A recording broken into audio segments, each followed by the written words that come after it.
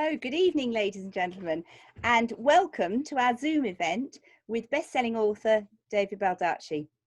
Tonight is a joint venture with our friends Simply Books in Bramall, Village Books in Dulwich, and us here in Chorleywood Bookshop.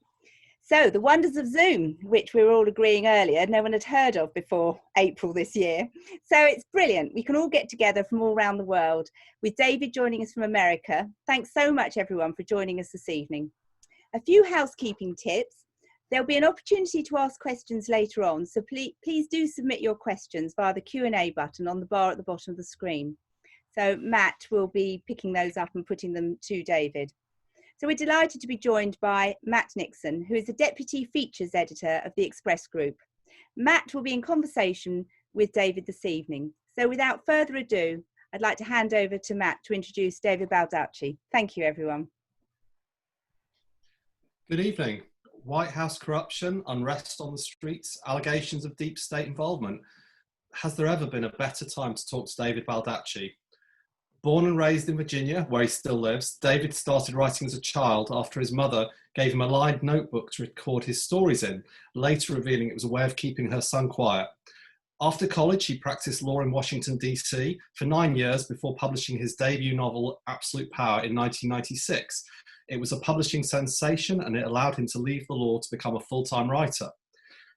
That first book starts with the gripping premise: what would happen if a burglar inadvertently witnessed the involvement of the US president in a murder and cover-up? It contained all the elements David has since made his own: a nail-biting plot, cast-iron characters, and a deep sense of unease that all is not quite well in the corridors of power. The idea of conspiracy and corruption at the highest levels, and ordinary folk fighting to put things right, has been a frequent theme of David's subsequent bestsellers, making him to many the master of the political thriller. He's now published 42 books in more than 45 languages and in more than 80 countries, selling 150 million copies worldwide and bringing to life a whole host of memorable characters and several best-selling series.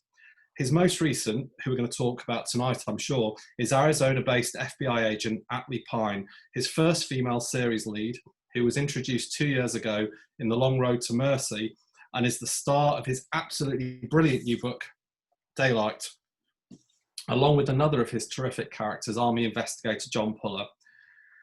David, it's lovely to be talking to you this evening, or should I say afternoon for you, via Zoom. Tell us where we're talking to you from. And as a Brit, I'm obliged to ask what the weather's like there.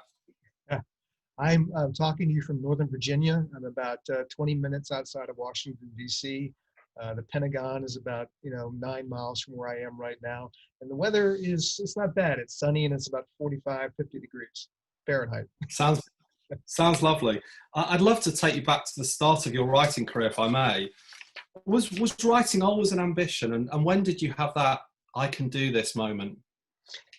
I think I became a writer because I was such a voracious reader as a kid. My parents would take us to the library every week and we would check out lots of books. And even though I never had the chance to travel really outside of Virginia when I was a child, I saw the world through books, and I just loved being in that world.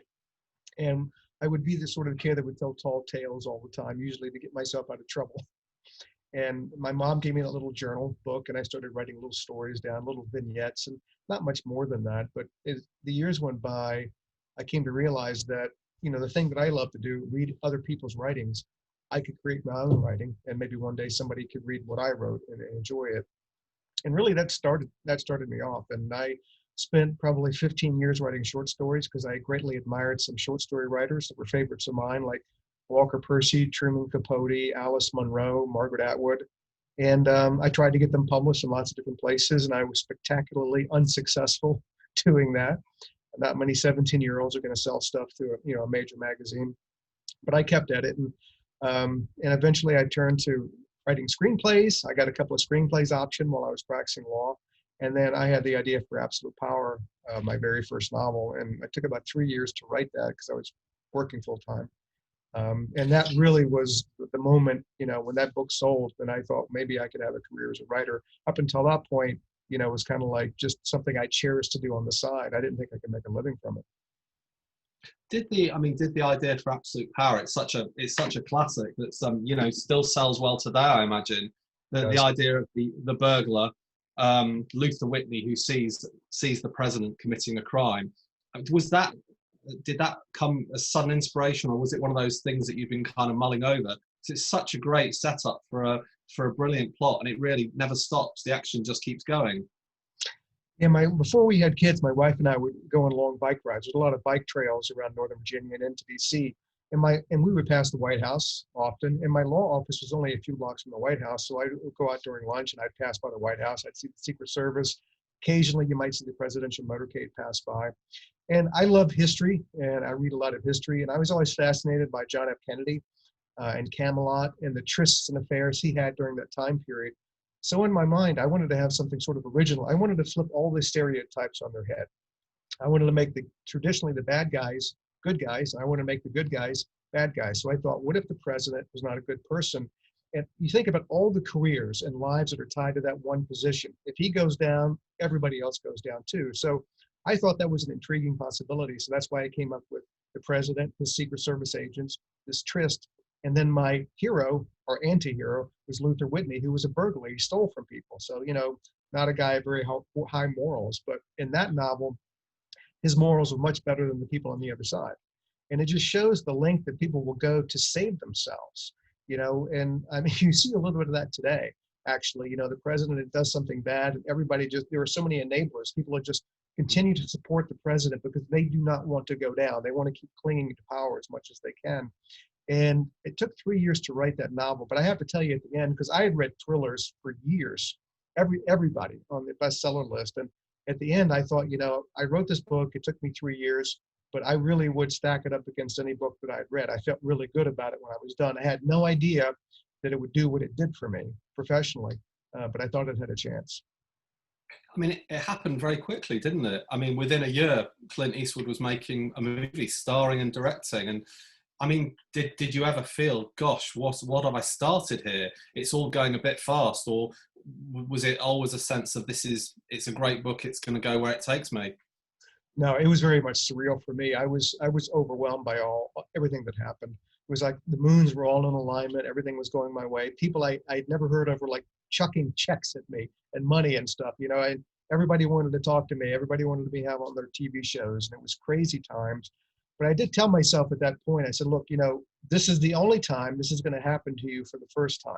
So even though it's crazy and nutty, enjoy it, really enjoy it, because it could have easily happened to someone else and may never have happened to you. So you have to relish it. Is it true you negotiated the film rights from a phone booth at a station? Yes. I was at the train station, at Penn Station in New York. And back then, nobody had cell phones. So it was a payphone. It was like 20 people behind me waiting to make a call. And all these studios were on the line bidding on the film rights for Absolute Power. Paramount, Warner Brothers, Universal, and all these numbers are flying back and forth. I was on there trying to get input into what was going on. People behind me thought I was probably a lunatic because I was spouting off stuff and it makes no sense at all. This guy's completely nuts. And the deal closed while I was on the payphone. And so on the train ride home, I took the train home to Virginia, and I realized this deal had been done and Clint Eastwood was going to star in it. And back then, they had a payphone on the train. So I got as much change as I could. And I called everybody I'd ever known in my whole life. It's like, hello, Mrs. Dugan. Yes, you had me in first grade. You're not going to believe what happened to me. So it was quite fabulous. A train ride home. Was that the moment you decided to leave the law? And you were a defender and you had cases, and I mean, did you think, right, I'm gonna make the move, I'm gonna be a writer now? And I mean, I was gonna say, to add to that, have you ever regretted it? I mean, it's quite a sort of certain career as opposed to the vagaries of being a writer. Yeah, I stayed on practicing for well over a year after the book sold because I was married. I had one child at that time. So I really, I was conservative in my approach about, okay, let's just take it slow. I'm going to try to do both at the same time. I'm going to try to write my second novel and practice law. And I kept having to bring my time down. I told the law firm, I'll do 4 days a week, then 3 days a week. Then finally I went in and I said, look, this is, I can't be a good lawyer. I can't be a good writer. I think I'm going to have to, hang up my shingle and resign from the firm. And I remember my old partner saying, because I said, I hope you don't feel like I'm abandoning you. And he said, look, if it were me, I would have faxed in my resignation a year ago. You never would have seen me again. So I didn't feel so bad. And sorry, I've just got a little visitor here. Forgive me. Do you keep up with former colleagues? Do you I mean, do you sort of trade ideas? Do they ever give you sort of thoughts for plots and things? Well, I go down to my old law firm every year around Christmas. I won't be doing it this year, of course. And I have a whole conference room piled high with books. And I go down and I sign books for them and their clients. And a lot of them come in, to say catch up and say hello and all that. And usually they'll come in and say, boy, it's amazing. We're so glad that you escaped from the Oh, profession. great. But I think when they try to give me ideas, I have a polite answer. I said, you know what? That's your idea, and you're probably the best one to write it. So why don't you go ahead and write it? I'm okay on the idea. And Great, great. I think it's fair to say that kind of conspiracies and plots, I mean, whether they're sort of big business or government or powerful individuals, they really feature at the heart of a lot of your work, don't they? I mean, would you say you have a particularly cynical view of the kind of rich and infamous and powerful? I think I mean, does working in DC do that?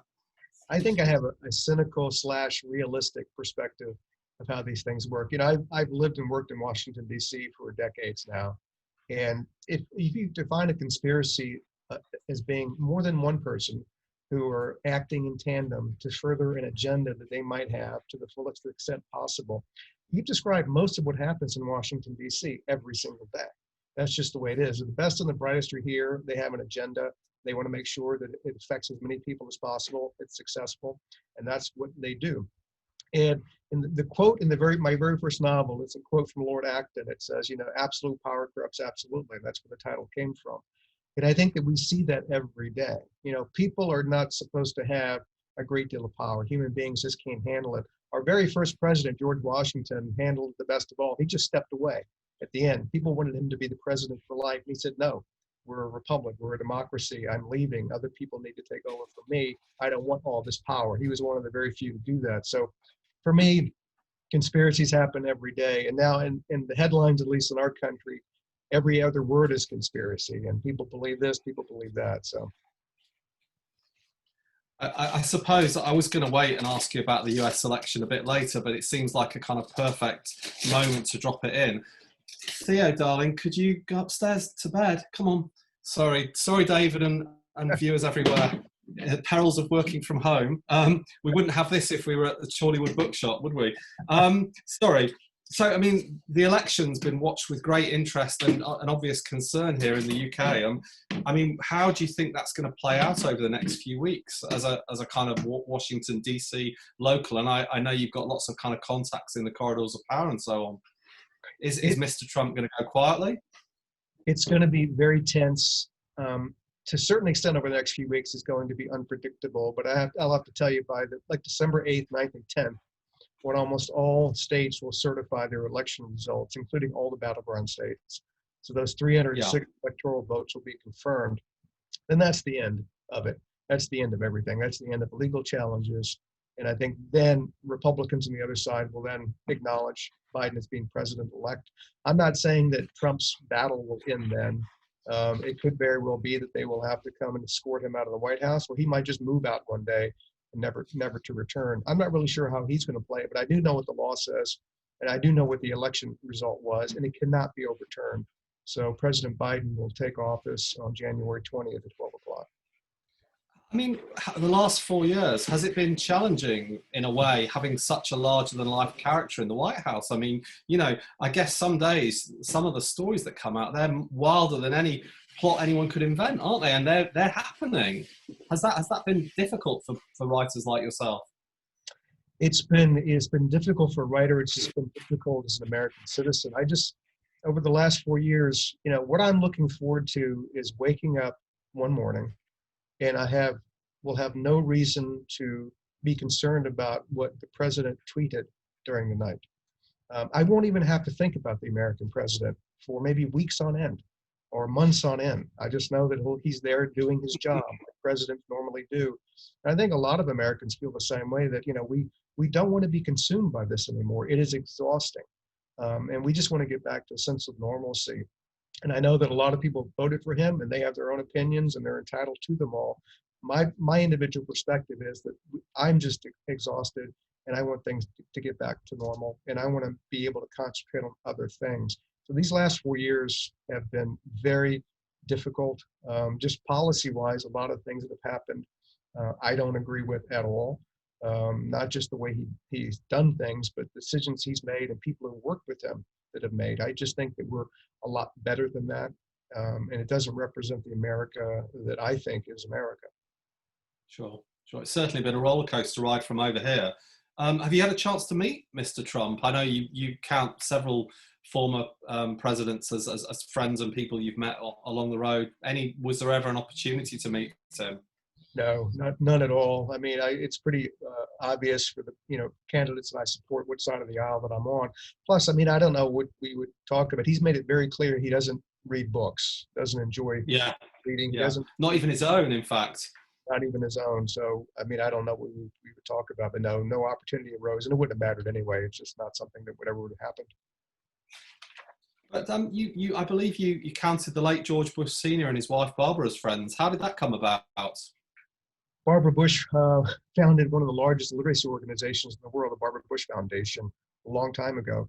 And when I first started out in publishing and writing, my wife and I were interested in that as well. So Mrs. Bush gave us a lot of guidance and helping us, and they were fans. She would write me fan letters. I've got a dozen fan letters from George H.W. Bush in my office right now. And so we struck up a friendship. It wasn't based on politics. It was just based on the love of books and reading and literacy and helping others. And they were great. We visited them several times in Kennebunkport, has some amusing stories about stuff that happened up there with them. And we visited them in Houston, and they were just a wonderful couple, and very honest and down to earth and dignified and just good people. Oh, great. And I believe you bumped into President Obama in a bookshop one time as well in Washington. Is that right? Or is that one of those myths? No, we did.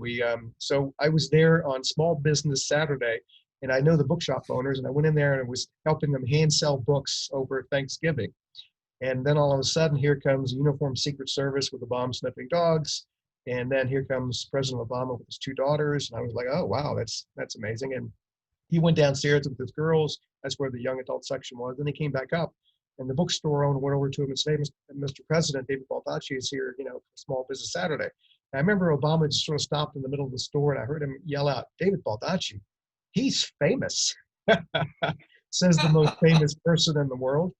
And then he turned around, and we met in the middle of the store. We shook hands, and we talked for a while. And I said, I just did a piece in the New York Times where I recommended a book for the American president to read. And he said, okay, what did you recommend that I read? And I said, well, I'm sure you've already read it, but other people on the other side of the aisle they should read it.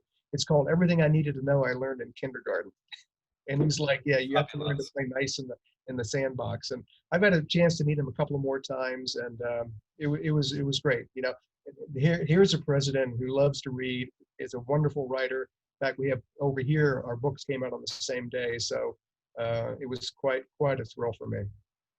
Yeah, no, absolutely. I suppose we could talk politics all night, but we should turn to the book. Tell me, Atlee Pine, as we said, she's the star of Daylight. It's her third outing. How did she come about? She's your first kind of main female protagonist, I think it's fair to say, and she's also got a great sidekick, Carol. Is it Bloom or Blum? I'm never quite sure. Yeah, Blum. They make a brilliant pairing. Where did the idea of Atlee come from? I've written obviously a lot of female characters in my novels, and I wrote one years ago the duo of Sean King and Michelle Maxwell. And Michelle Maxwell was a former Secret Service agent turned private eye, and she had been a member of WIFL. WIFL is an acronym that stands for Women in Federal Law Enforcement. It's a real organization. Yeah. When that book came out, I got a call from the head of that organization that said, you're the only author who has ever mentioned us in a book. You'd like to come and be our keynote speaker at our national convention. So I went to DC. I was in a huge ballroom. It was like 800 women. They all had guns. I've never been so intimidated in my life. And I spoke there. But I talked to a lot of them too. And they really, gave me sort of the lowdown on this is how hard it is to enter a man's world, because federal law enforcement in general is still a man's arena.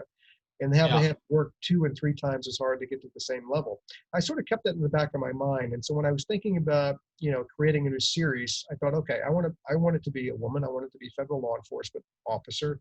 I want to make her a loner. I want to give her a lot of emotional baggage, which was the nexus for the Mercy Pine kidnapping when they were young.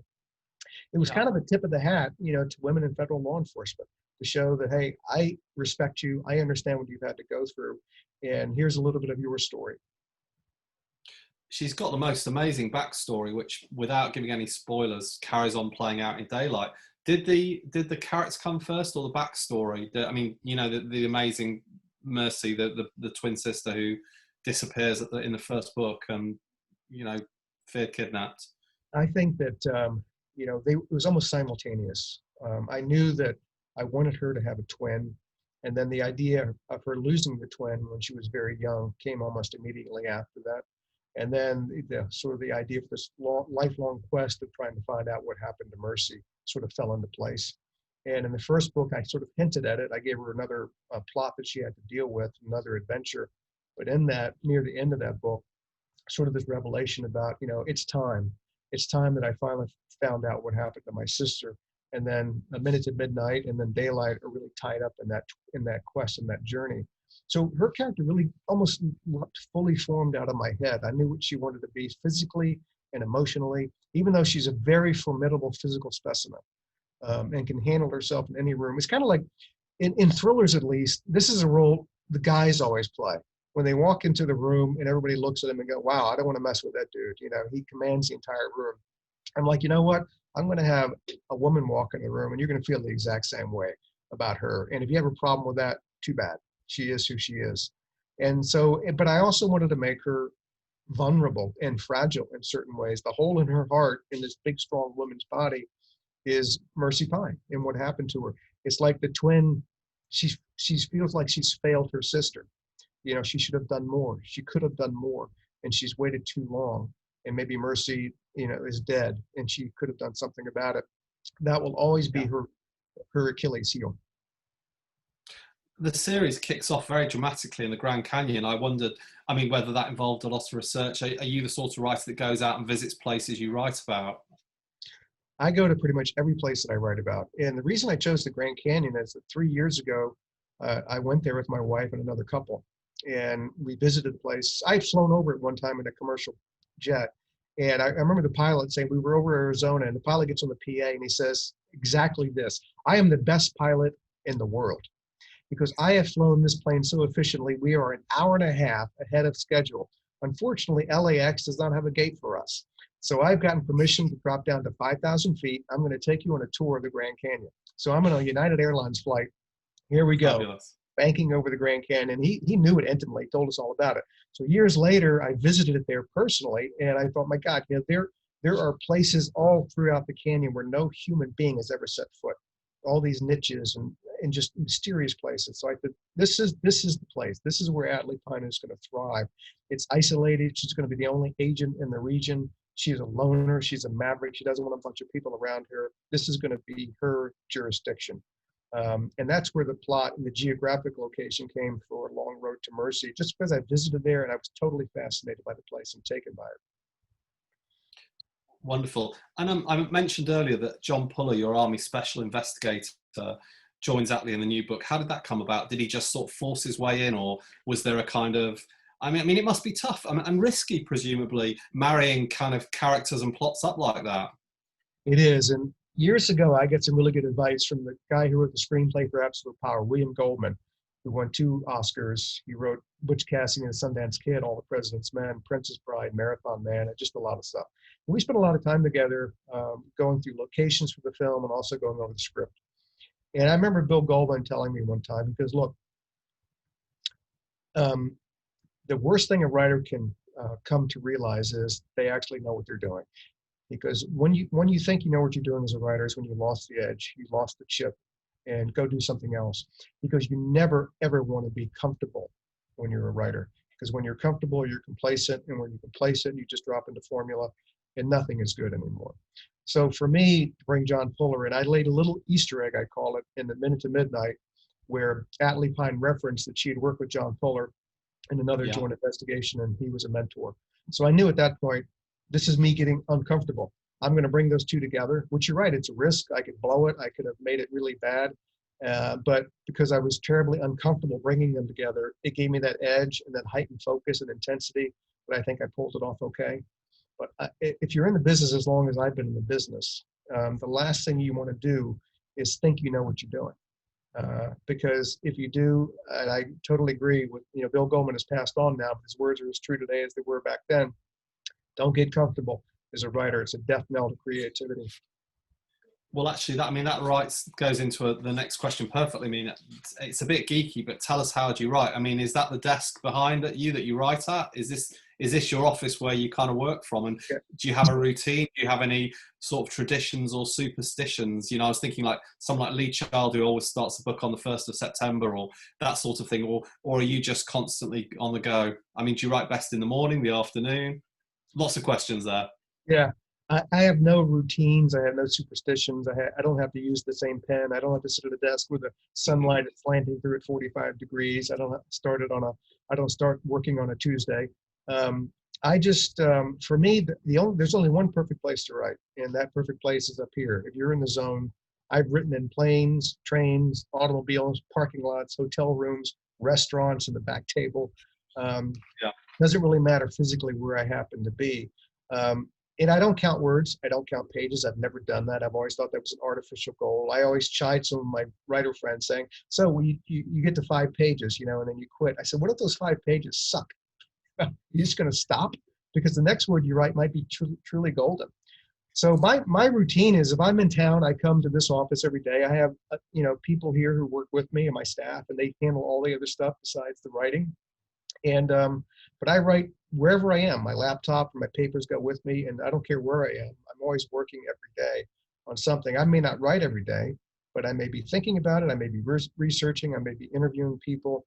And I don't outline anything. I never know the ending of a book before I sit down to write it. I sort of let it grow organically. I've always thought that I've tried to write from outlines, and 9 times out of 10, everything I have in the outline, none of it ends up in the book. So why even bother? Because for me, part of the writing process and knowing what you're going to write is immersing yourself in the story, and things come to you instinctively, because you're right there. It's almost the difference between giving somebody a battle plan for, a battle they're going to have to fight, or fighting the battle. And the battle is always going to be different from what the plan is, because things come up you never could have anticipated while planning for the battle. So for me, I like being in the trenches. The trenches for me is where the true storytelling, the epiphanies, the revelations come from, not from doing a static outline. And the last thing I want to do is, look at an outline to tell me what I'm supposed to write that day. I'd rather just let it roll. But if you immerse yourself in the material, I'll tell you, it's not just happenstance. It's not just, let me see what I'm going to write today. You're in the moment, and your mind is clicking and it's going 1,000 miles an hour, and stuff comes out. You have to get into the trenches. You have to get into the moment. You have to get into the story. Yeah, I have to say, David, you make it sound like kind of intellectual bare knuckle boxing. Really kind of blooded in tooth and claw. How's coronavirus and COVID been for you? I mean, I don't think I'm giving away any spoilers to say that the pandemic doesn't appear in the new book, but will it perhaps appear in a later book? Yeah, I mean, people have been so inundated, and just, personally with the coronavirus. I don't want to write about a pandemic. I think people read books to sort of escape from it. They've learned everything they need about the pandemic. So I'm not sure I'm going to ever address that. It has changed. I mean, last winter, I was supposed to have a book tour, and that was canceled. And so I spent a lot of time writing, and I did something I've never done before. I wrote 2 books simultaneously over the past winter. Wow. I wrote Daylight for 2 weeks at a time. So I was in 2020. And then I wrote the sequel to One Good Deed, which is set in 1949. So I jumped on my little time machine, and I zipped back to 1949, and I spent 2 weeks writing in 1949, and I would zip back to 2020. And I finished both books pretty much simultaneously over a period of about 6 to 7 months, which put me pretty far ahead on my writing schedule. It was great. But I think that coronavirus, for whatever reason, just made me intently focus on things. I didn't have as many distractions because, people weren't calling me, hey, can you come here? Can you do this? Can you tour there? I just isolated, even more than I usually do. I just kept plowing away every day, because I wanted to focus on something that would take my mind away from everything else that was going on. I kept up to date on all the stuff, all the horrible statistics and all the bad things that were happening. But then it would be like I would almost retreat into my books to escape from that.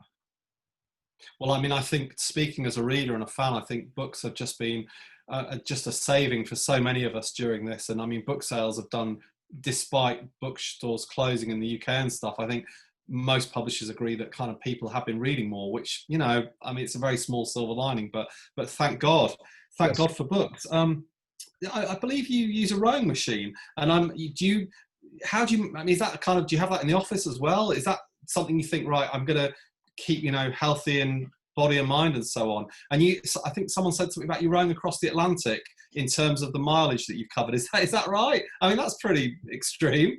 Yes. How long did that take?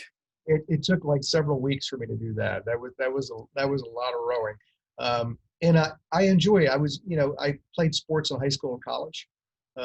And I always liked that physical side. I've always worked out over the years. And now as you get older, I want to keep doing that.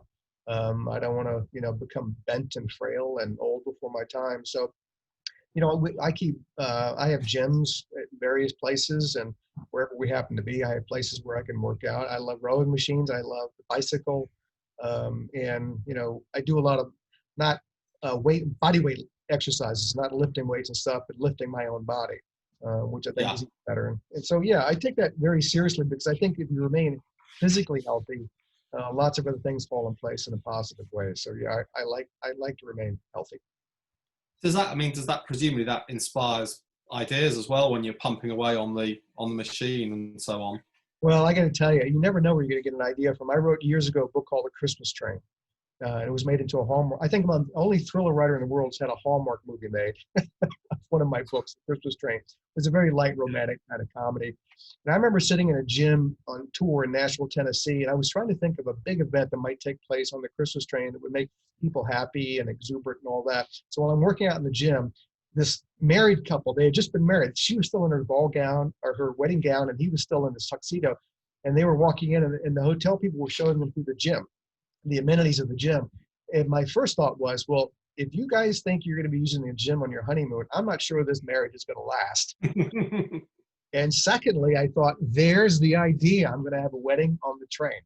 And we indeed did have a wedding on the train, and it was in the movie as well. So you never know. As a writer, you have to be always on the lookout for the opportunities to present themselves when you're just simply walking down the street. Because if you're looking for them, you'll actually see them. And do you have a little book? Do you make notes, or is it all up in the little grey cells, to paraphrase Hercule Poirot? That's right, yes. God bless David Suchet, by the way. I keep journals of every book project.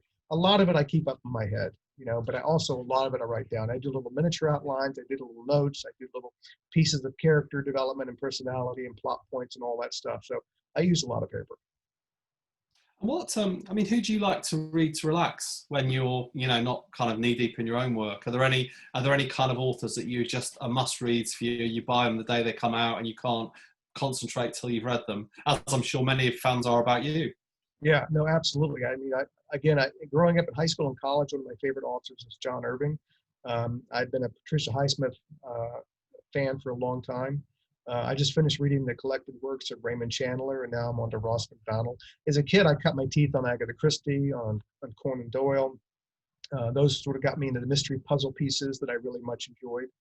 And I love biographies. I'm a big David McCullough fan, Ron Chernow, who wrote Hamilton, John Meacham. And so I love to read. I've always got a book going. And but some of my favorite authors, Anne Cleves, who I'm going to be doing an event with down the road, and she's marvelous, and I love her stuff. Yeah. I read her stuff all the time, and so I have a lot of authors that I follow, and it's always great when they have a new book out. You mentioned the film aspect of things, and we talked about when Absolute Power came to the screen very quickly.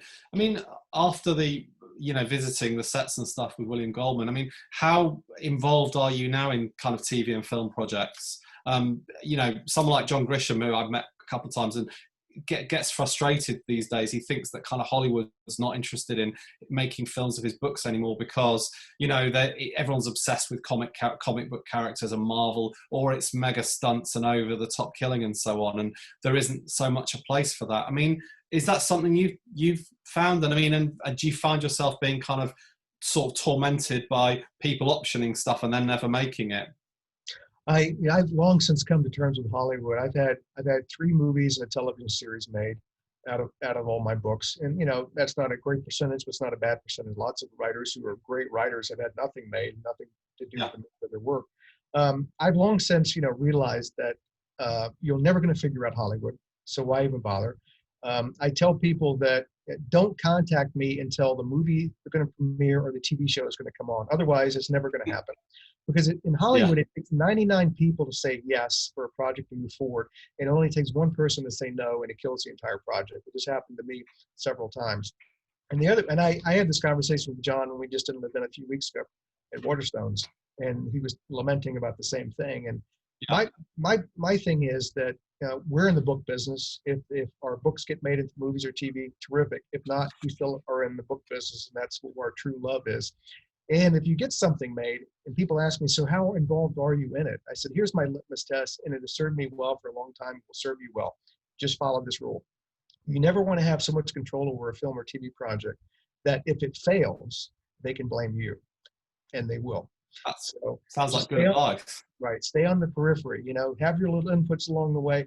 The best thing you can do as a writer, I've done this a couple of times with the Amos Decker series. Right now, they're putting together a television series for Amos Decker, and they're a long way down the road. They've got a great production company, a great script, a great director. It still may not happen, but at least they're down the road.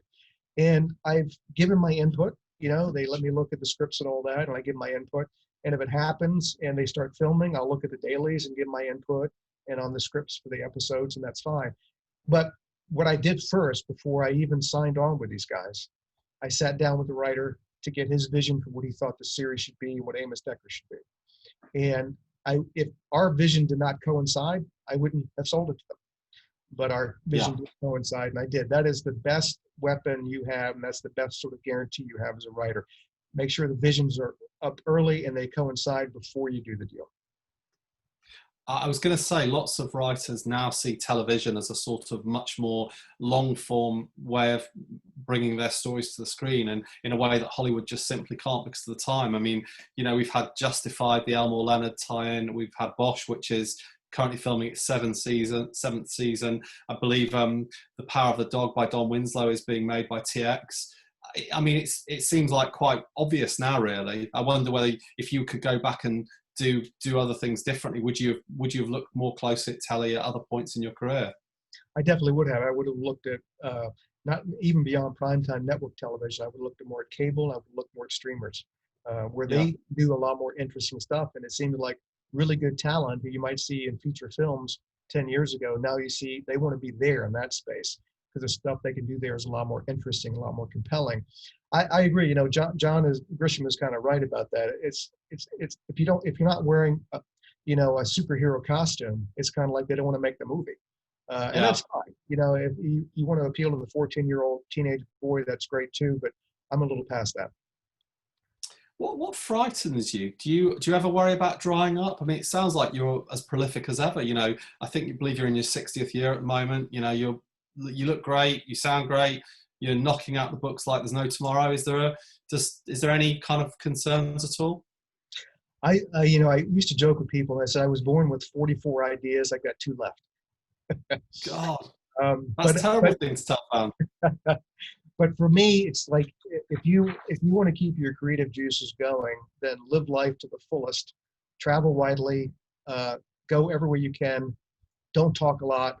Just listen to people and observe them. Get into their lives. I tell people, they said, why do you want to listen to me? I said, because I know everything there is to know about me. I have nothing that I don't know about myself. So I'd much rather listen to you because I know nothing about you.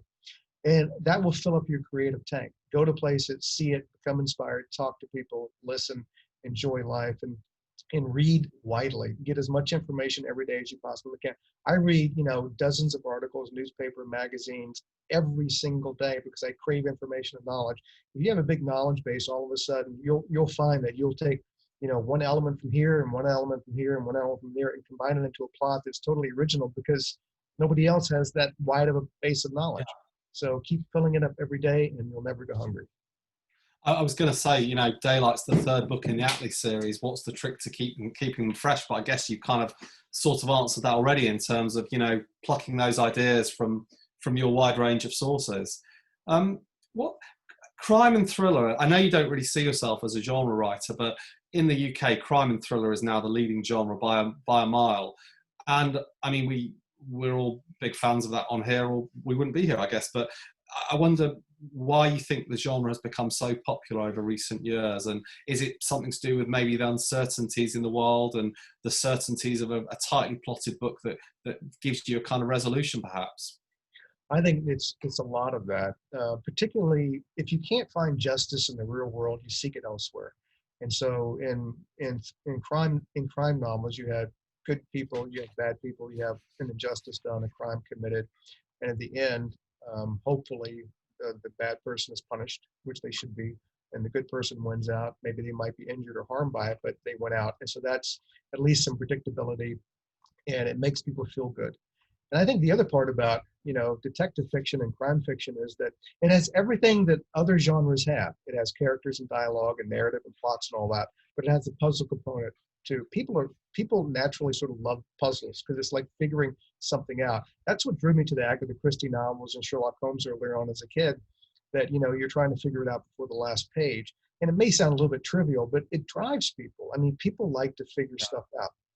And I remember years ago, somebody interviewed John Updike, and they asked John Updike, so, how come you've never written a mystery? I have no idea if this is real or not. It might be apocryphal for all I know, but I wish it was real. And his answer was, I'm not smart enough to write a mystery. I can do the story, but I can't do the puzzle component, because you got to lay clues and red herrings and foreshadowing, and I don't know how to do any of that. So I think it's a big part of that. But I think, too, it's just that there's comfort in knowing that justice prevails in certain times, even if it's in fiction. It gives people a little bit of comfort. I suppose, would you say that's the thread that draws all your characters in the different series together in one way or another? That's what they're all seeking, isn't it? Justice. They're seeking truth, and they're seeking justice, because that's the only way to make sense of the world. I mean, right now, I feel like I'm in one of my own plots living over here right now. Stuff comes out every day, and I'm like, I would have been hard pressed to come up with that twist, even though it's actually real. So I think it's a way to allow people to make sense out of their own lives. I suppose we should go on. We've got some great questions from viewers today, but just before, a sort of another political question. I mean, in the UK, and perhaps I'm being a bit unfair, but there's always been a sort of lingering sense that Obama was a great president, but perhaps didn't quite fulfill some of the hopes that people had for him. And in a way, Trump was a kind of pushback to that. I just wondered if that was something you felt there was something in that, given your interest in power and presidents and so on in your writing. When Obama came into office, there were enormously high expectations, and some would say unrealistic expectations as well. Yeah. And during his first 2 years in office, he had full control of the government. Democrats controlled the Senate and the House. And all he did during that time was something that your country already has. He provided our version of universal health care. So 24 million people who didn't have health care before suddenly had health care. And for me, that would have been enough of an achievement for any American president for even 8 years, much less 4. So I thought it was an outstanding achievement. But I think people were relying on him to solve every problem we had and bring the entire country together all by himself, which is impossible. So it was an impossibly high standard, and no one would have met that standard. Do I think he was a terrific president? Yes, I do. I think he fulfilled as many promises as he could. His last 6 years in office, he was confronted by, the other party having control. And I know it works differently in Great Britain, but over here, both my kids are kind of like, we need a parliamentary system, because that way, one party's in power, they control all the levers, they can do what they want, and if they can't get the job done, you can vote them out immediately, basically. And here we got to wait 4 years, or 2 years, and so I sort of get that, but I just think that it was an impossibly high expectation. And how do you feel about the prospect of a Biden presidency? Do you think Joe will be able to make change? I mean, it's still a case of he doesn't have all the levers of power, does he? Or No. won't have, I should say. No, I met Joe Biden years ago. He and his wife, Jill, really hit it off with my wife, Michelle. We had dinner at the vice president's house when he was vice president, and he's a terrific guy. Everything you hear about him is true. He is deeply empathetic. He loves people. He loves this country. I think his saving grace will be, and I'm not saying it's not going to be easy, because it's not going to be easy.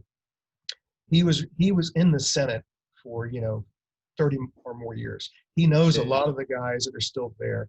He did deals with those people when he was both a senator and the vice president. He was the one who really shepherded, the Affordable Care Act through. So he's dealt with Mitch McConnell. He's dealt with Lindsey Graham. If anybody can do a deal with those guys, it's Joe Biden, because he's done deals with them. And the point of fact is, as a country, we have to move forward. We have some terrible problems right now. And the world is not waiting for us to catch up. They're just going about their business. We have got to move forward. And I think even the other side realizes that now. Great. Well, that seems like a good point to ask some questions. So I will do my best to interpret. So Samantha Walkden, who is watching tonight, says, and she wants to thank you for your gripping stories and inspiring me to write my first fiction book during lockdown, Over the Edge. The Puller Pine crossover has me so excited. I wanted to ask, who is your favourite character or series to write? I mean, it's like choosing between your kids, presumably. Yeah, very much so. When my kids were growing up, I could, depending on the day, I could easily tell you my favorite kid, and also who was not my favorite kid. So I think it's usually the characters that I'm writing right now. So if that were the case, it would kind of be a time between Atlee Pine, Amos Decker, and Aloysius Archer, who's my 1940-ish crime noir gumshoe detective, because they're just the ones that are most fresh in my mind. Decker, he's my most unusual character. He's unlike any character I've ever written before. So I kind of have a soft spot in my heart for him, because he's got a lot of issues and a lot of problems, and you kind of just sympathize with him. So yeah, it's a close call.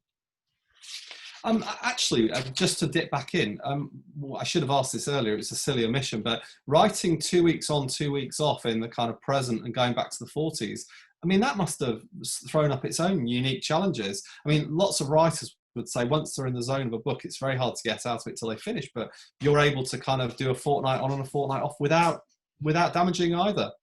Yeah, I know it was a really productive time period. I think that harkens back to I have a really good ability to compartmentalize, and it probably came about when I was a lawyer, when I would be handling multiple cases at the same time. They all demanded undivided attention. So you got to the point where you would spend 4 hours on one case, 4 hours on another case, and 4 hours on another case during the course of the day, and you would be intently focused on that one case only while you were dealing with it, and then move on to the next seamlessly. And that's just something that over the decade that I practiced law, that was sort of beaten into me. This is just the way you operate. And I think it actually helps me as a writer too, because I've been able to do that very same thing now. Yeah. Debbie Kenyon asks, constantly developing new characters.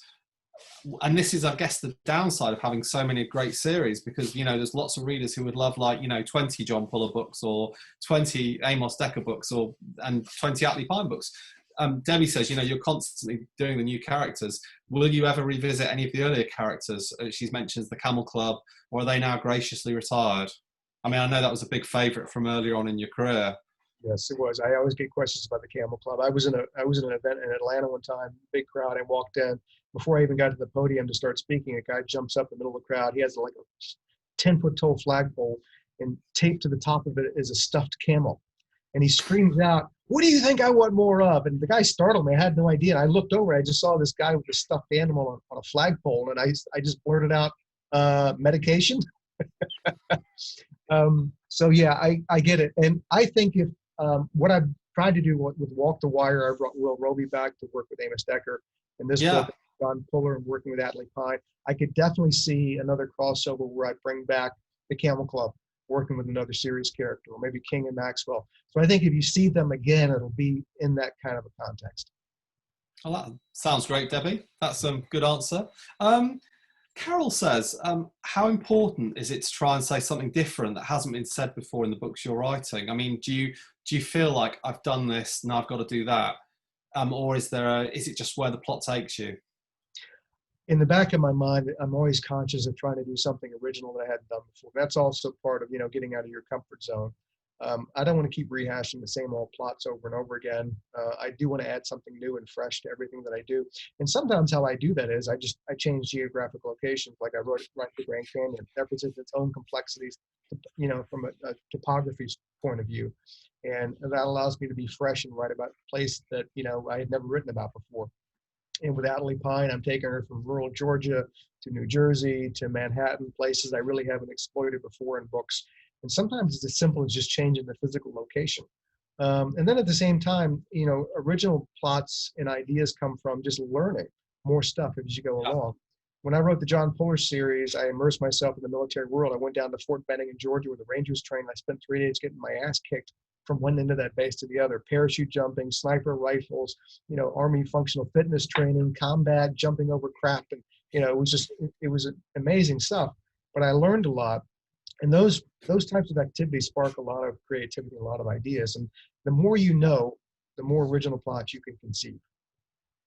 The detail in the John Puller books is incredible. I mean, reading about the kind of various, army regulations and stuff, it's very obvious to a reader, and it's that detail which makes them so fantastic. I was going to just say, just to dip in, The Fallen, your Amos Decker book, deals with the opioid crisis. This is, I think, 2 or 3 books back in that series, and for me, that kind of stands out as it's a very real social issue that's almost, you've latched onto that rather than the other way around, as it were.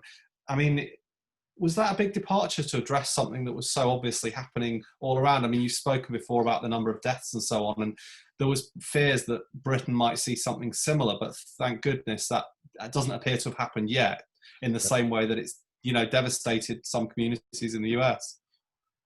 I definitely, I follow all of that closely. And the opioid crisis, they call it the drugs of despair, which was decimating areas of the country and parts of Virginia that I know very well, along the Appalachian Trail in the far southwest Virginia, where my mother is from. Those places used to be coal mining. Now the coal mining's gone. Nobody has any jobs. They turn to these drugs. And it affected me so much that I thought, okay, this is one of the few times where I'm going to sort of tackle this issue head on in a novel. And I did it because I wanted people to sort of understand, me, I follow all the news, I read every day, but not everybody does. Not everybody has the opportunity. They work at a job, they work 12 hours a day, and when they get home, they got a family and they got lots of other distractions. But I just wanted people, they picked up this book, I wanted them to realize this is a really significant issue of this country. If you don't know a lot about it, you need to know more about it. If you know people who have this, here are ways that you can help. And this is a way for us to sort of get a handle on this, because it's killing a lot of people every single day.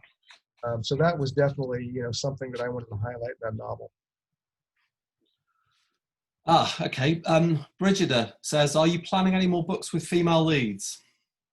I'll never say never. And now the fact that I've gotten, the taste of that with Adelie Pine, I will definitely think a lot more about that. And look, you never know what's going to come out of my pen. And you could definitely see an Adelie Pine 2.0 down the road. Right.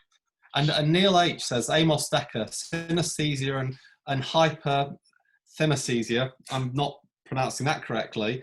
Does that fit with your desire to keep things fresh, making the characters even more complex to write? I mean, perhaps you could explain to us, you touched on Amos's kind of special abilities. Could you go into a bit more detail on that, please, David? Absolutely. I read a book years ago called Born on a Blue Tuesday. It was a guy who had been born with synesthesia. Their sensory pathways are commingled. So he says he sees days of the week in this vivid color.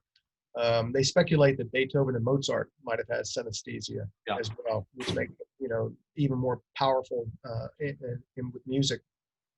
And I've been an American football fan for a long time. I played football in high school. I've sort of lost my luster for it now because of all the traumatic brain injuries and CTE and all that. And you see these guys dying young and getting dementia at age 30.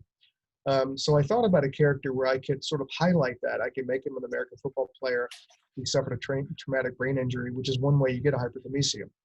And hyperthymesia, it's just Greek that means, perfect memory, perfect recall. And so he has that. And I wanted people to understand that Yeah, it's really cool to have a perfect memory, because who wouldn't? You remember everything. You're not going to forget anything. The problem with that is that we all have things we'd much rather forget in our lives. We want to put it behind us, and he can't. And that's the albatross around his neck, which is the death of his family that he'll never forget. He'll remember that, those finding their bodies as vividly 50 years from now as he did the day that he found them.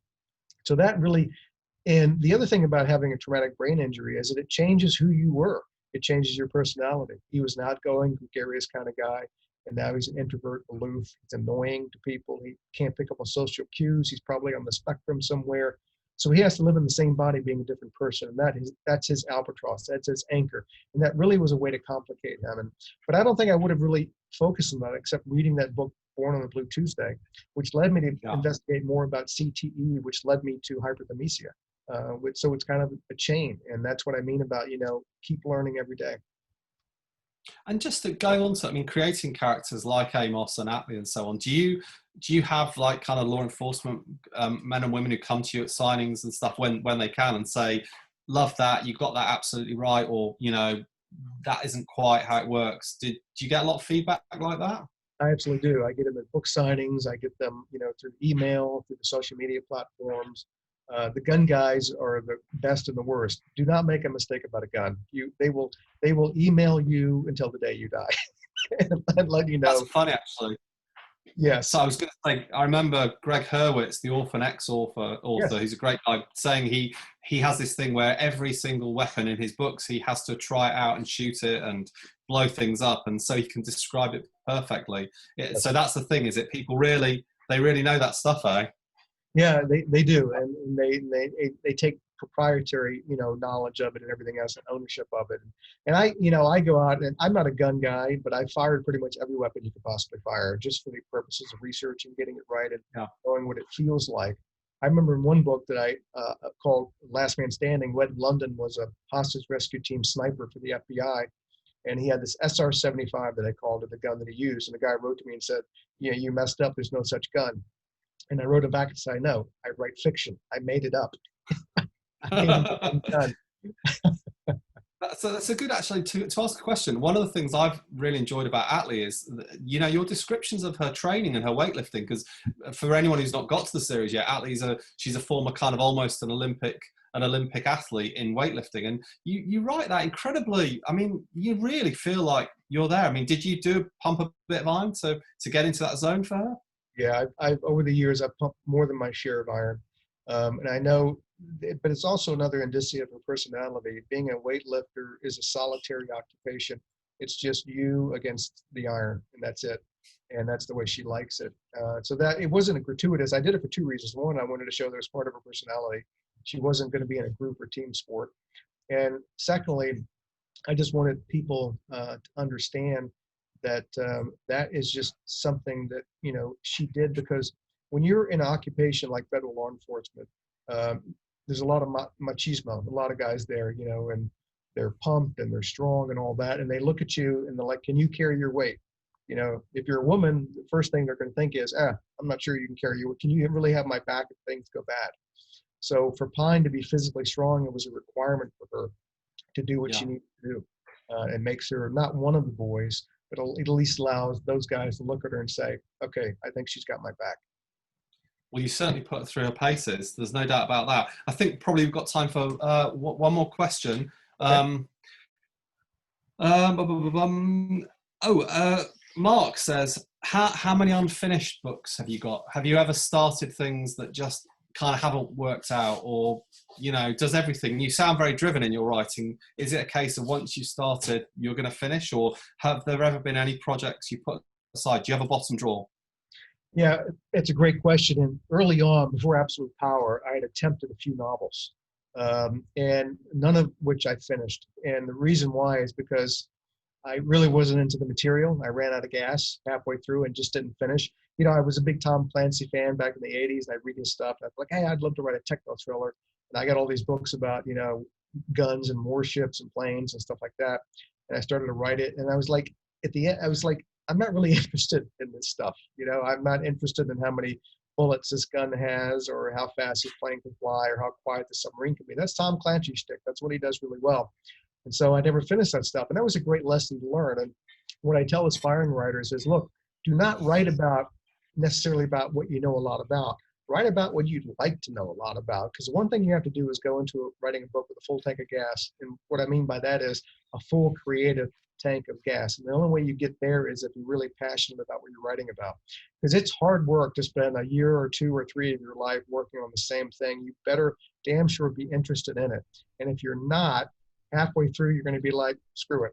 And then you're going to feel really bad for lots of different reasons. You may not even go back to ever try to write anything else again. So make sure that you're actually interested in the subject matter. That is absolute requirement. David, it sounds like great advice for young writers and a great point to end. Thank you for talking to you this evening over Zoom. The book's called Daylight. It's absolutely fantastic. If you haven't read it, we'll all be reading it soon. Pick up the rest of the series. Thank you so much for joining us, and hopefully we'll all get to meet you in person at some point during 2021. I look forward to that. Thank you. Thank everyone. Well, I'd like to add my thanks. We have signed copies in all of our independent shops. Thank you so much for doing that. So a great Christmas present, I'm sure you'll agree, for everybody out there, all the fans. I know a lot of people have got their book included in the ticket and we'll be posting those books out. So that's, really exciting. So thank you for doing that. And, thank you to Sue and Andrew and for all your lovely customers and for all Hazel's lovely customers down in Dulwich. So, it's been an absolutely fantastic evening, hasn't it, Sue? You're still on mute, Sue.